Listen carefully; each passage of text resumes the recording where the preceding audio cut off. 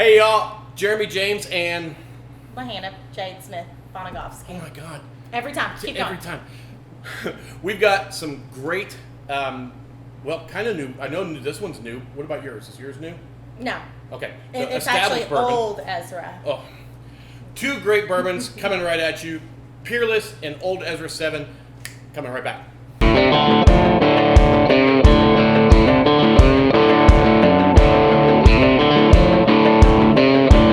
Okay, welcome back. Sorry. Mine wasn't as good as yours. All right, I had to take a drink. Sorry. I had to prep my palate. Now that I have my rank, my official rank came in this week. You know what I scored on my test? 100. 100. 100. I think the quote was, amazing flight. Your people will definitely know what they're getting with this one. Awesome tasting and nosing notes as well. That's awesome. And I scored a perfect score.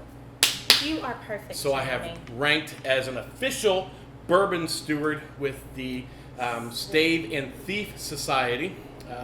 And then I'm asking Santa for Christmas if I have any sponsors out there who want to help provide that for the executive bourbon tasting, Bourbon Steward class in Louisville. That would be amazing. Hint, hint, hint, hint, hint. Actually, that's on my Christmas list. That'd be awesome. Go together. Oh gosh, yeah, there's a class close December 14th, and there's still like 11 slots. I was looking at it last night. They would close it down after us. They'd be like, "That's it, no more. It's over.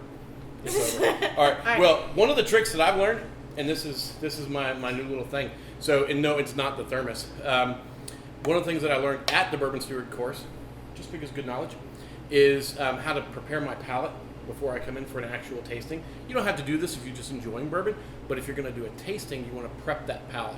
And get it clean, and so what you eat for breakfast that morning all plays in and everything else.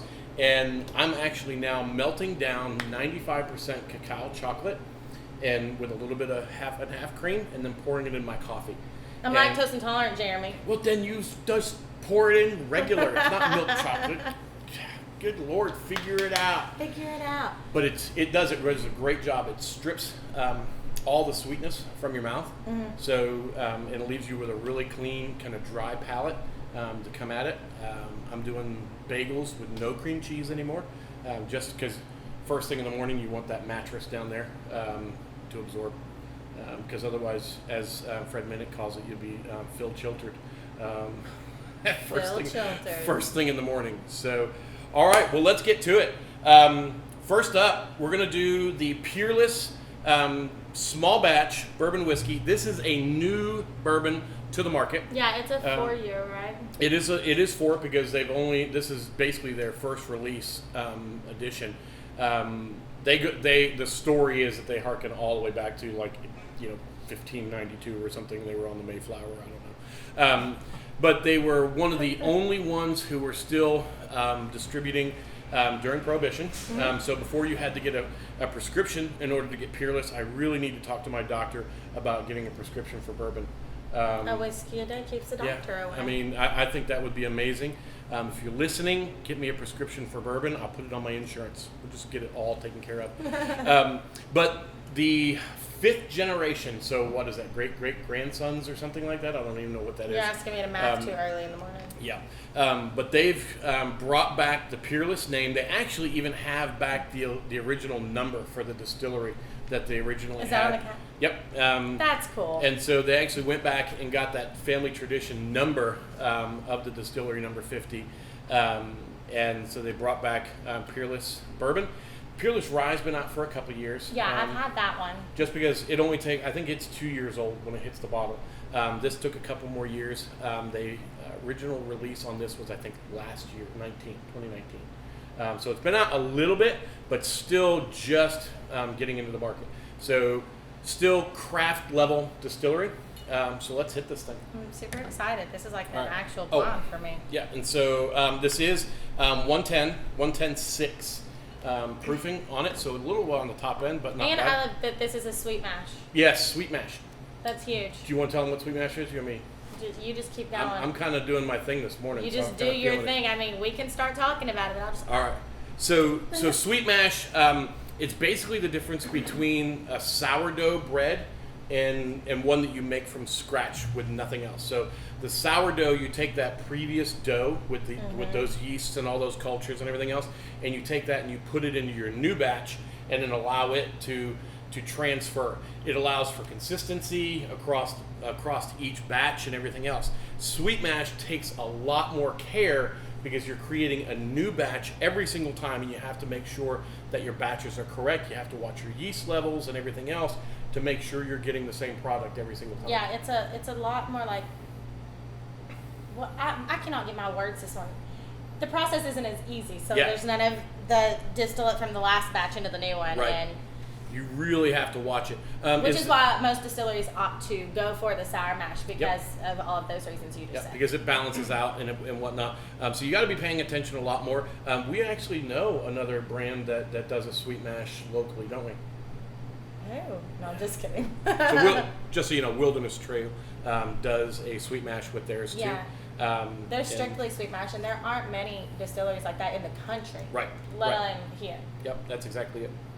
So initially, I'm getting out. I mean, there's a lot of top alcohol. Yeah. Very, very much ethanol right on the nose. Hey, allergies be gone. I'm getting cinnamon on the nose. I'm going in low in the glass. Let that ethanol come up. I'm going low in the glass. I did not learn that from there. It was another show that I learned that on. I'm cracking up at you. I'm like the encyclopedia today. To me, the ethanol burn is pretty overwhelming, but also, I mean, it's a 4-year. Yep.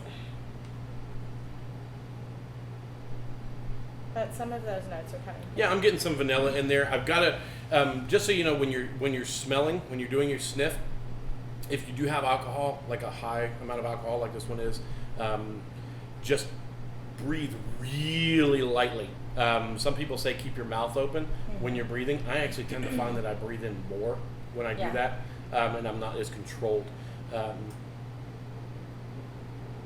But I'm getting the oak in there. Yeah, there's and the hints cinnamon. of vanilla and the baking spices. Yep. But I'm getting cinnamon probably most.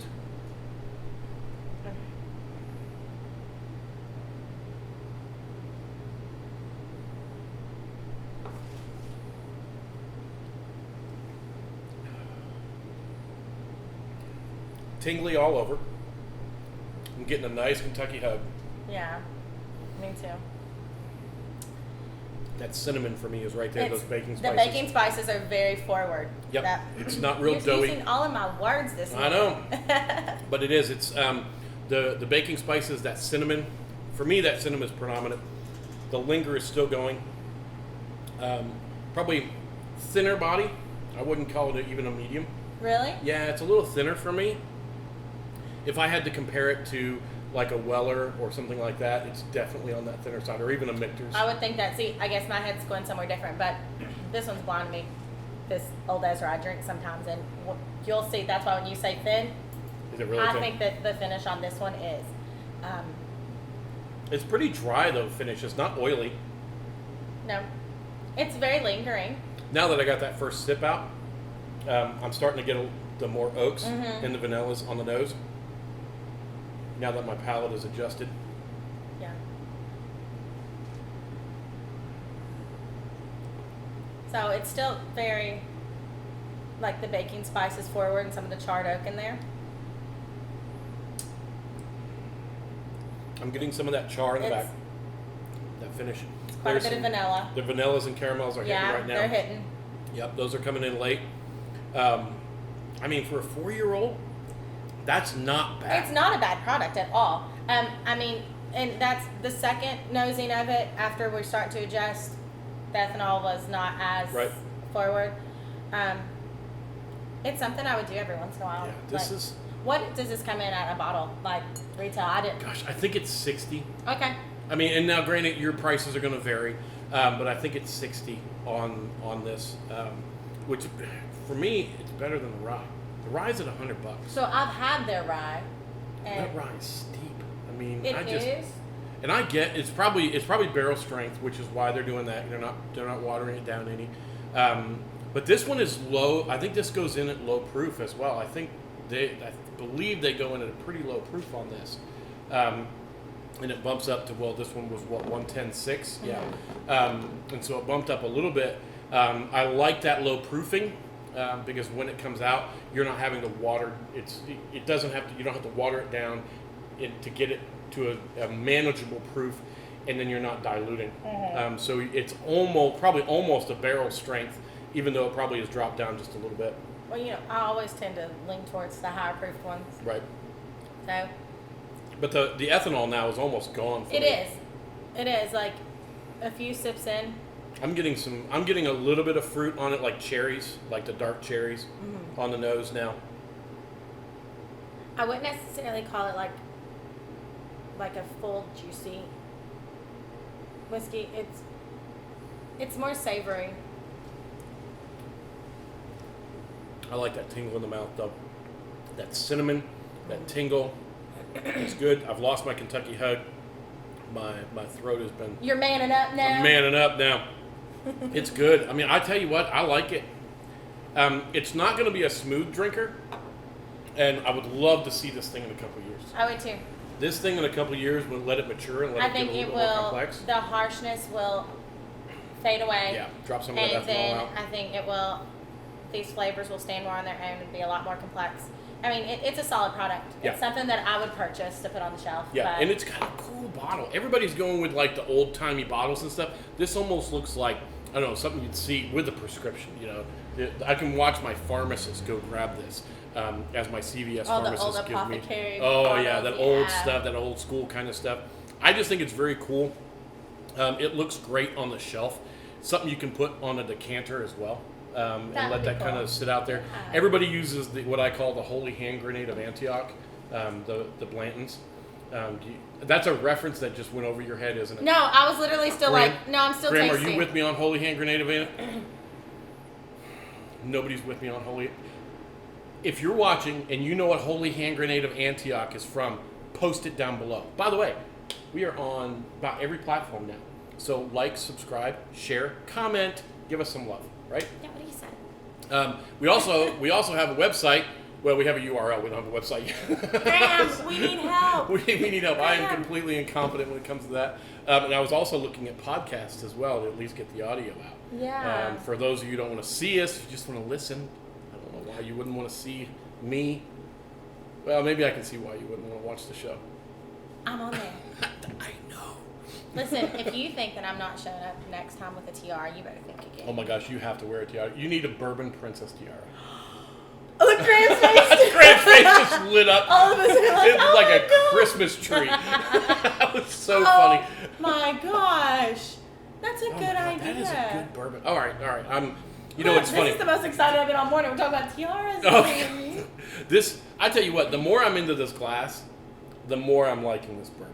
Yeah. This is really coming around. At first, it was like it's just ethanol. But then once we started adjusting to it, yep. Now I really do enjoy it. I'm getting a lot more of those oaks. It is not going to be a smooth sipper. It's fairly complex. It is still pretty young at 4 years. I want to see this thing in a 6 or a 7 year, and let a lot of that complexity come out. This is promising, y'all. If you can find this, and you usually can't, here in Kentucky and a couple other states, and you see it for about $50-$60, pick it up, add it to your shelf. Absolutely, I really do. All right, let me finish this off and let you talk about old Ezra for a second. But I'm not you. Like, you have their whole story. I'm like, old Ezra 7. No, just kidding. Okay, so this is at a Lux Row. It's barrel strength. It comes in at 117 proof. So a little hotter. So it's a little bit hotter.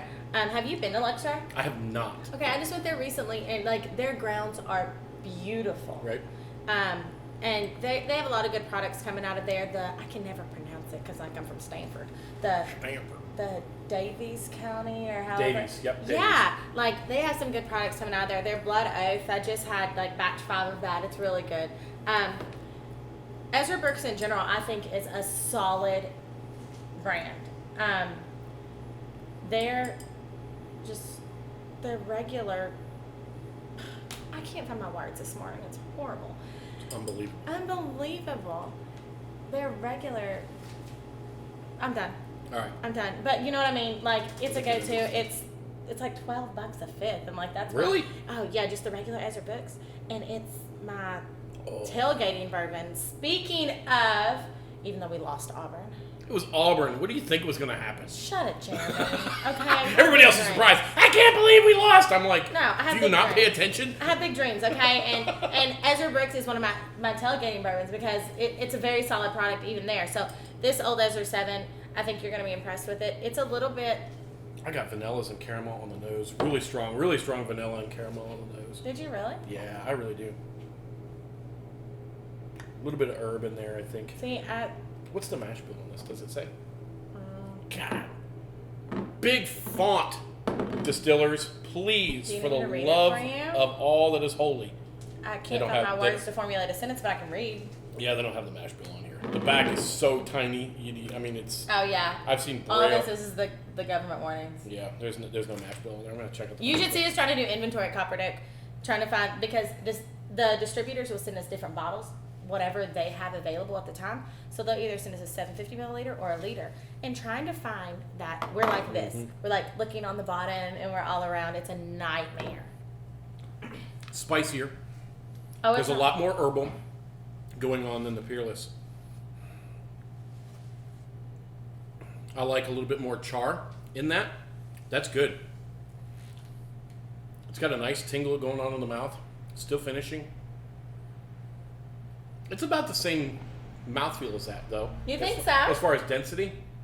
I mean, like, between water and cough syrup. You know what I mean? So it's about that same thickness. Graham, did you just compare cough syrup? Thickness of cough syrup.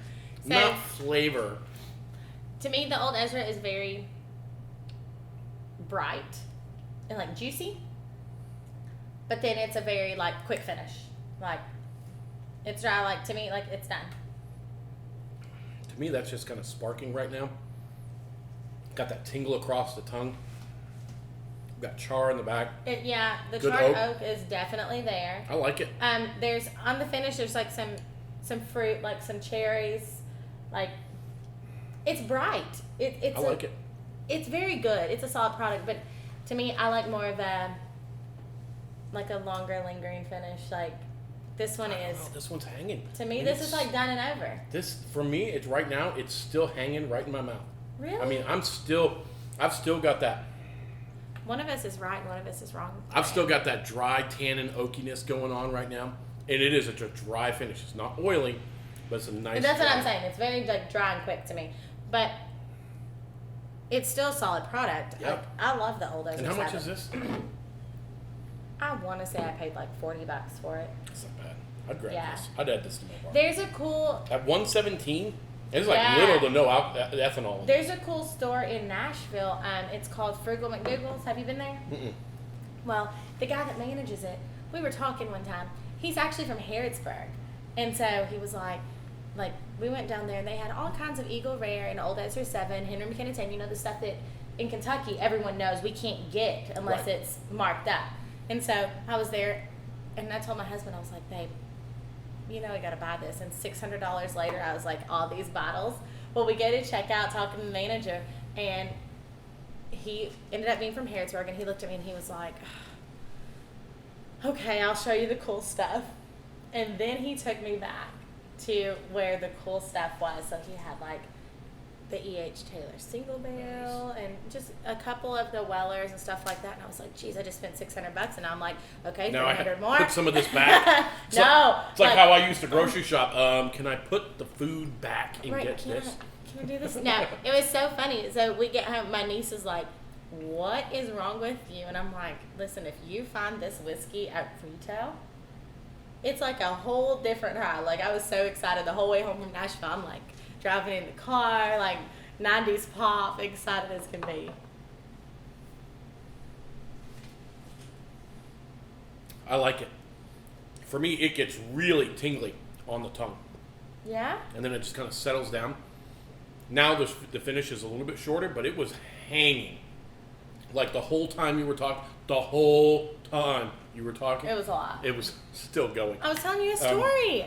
But it's great. I would definitely add this for $40. It's probably not going to be my daily, but definitely That's a nothing. go-to. Like, I think it's such a solid product, and I genuinely do enjoy it. But it's one of those that's like not very impressionable to me. You know what I mean? Yeah. I would suggest it's one of those things. If we're having a stock at the bar party, I'll bring you Old Ezra 7 because it's great. Yep. But there's nothing about it that stands out to me. It's I could probably find 2 or 3 others that kind of match the same type of profile. Like right now, I still have the vanilla, the caramel that's like in here to me, but that's your standard bourbon flavor. Over. Right, that's what I'm saying. Right. I feel like I'm a broken record with that. Right. I feel like it's very light-bodied. It's very got non-impressionable. It's got for me. It has a nice dry finish. I mean, it's like really kind of chalky dry finish on my mouth. Yeah. It's good. I like it. So, all right. Well, 2 good bourbons. If I'm going to pick one over the other, I'm going with the Peerless. I'm going with the Peerless, which is funny because this is a 4-year and this is a 7. But right. That's what I love in whiskey in general is how it's all so different. I have a friend who swears on Old Ezra 7. But then to me, I'm just like, yeah, it's good, but it's not impressionable. It's mediocre. Like, oh, I'm sorry. I didn't mean to call it mediocre. That was harsh. Yes. Yeah. Well, and here's the thing. You got to remember, when we're judging bourbons, it's like there aren't a lot of bad bourbons that are out available. I'm going to drink almost anything. We're judging on a scale of 70 to 100. Correct. You get a 50 and you're going to know it. So most of the stuff you can get are passing grade anyways. And it's all different. You know, people who are like, ugh, I can't believe you would drink that. That's what I love, especially like now there's so many craft distilleries. Right. Because everyone's palate's different. And so Peerless might be your go-to. That might be the best thing you've ever had. To me, it isn't. Yep. Every time people ask me, they're like, oh, well, what's your favorite whiskey? I don't have one. I don't have one. Yeah, I don't have one. It's I have a impossible for me to go-to, decide. which is Wilderness Trail. Oh, of course. I know. And I course. feel biased in it. But I like the high rye bourbons. I like the high proof, you know. And so that's my go-to. But I love that there are so many different ones. So there's literally something for everybody. Everybody. But great tasting so far. I think we've got some good stuff coming up. Anyway, thanks for tuning in. Like, comment, share. Barstools and Bourbon. Barstools and Bourbon with Lahannah and me, yours truly. Graham, you can't see him, but he's there. He's phenomenal. The Idea Farm is right there. If it wasn't for Graham, we would just be talking to some beer spigots and bourbon bottles, which wouldn't be bad either. Honestly, if you met me, I would talk to this freaking. Absolutely. Honestly, thanks, guys. See y'all next time. Bye-bye.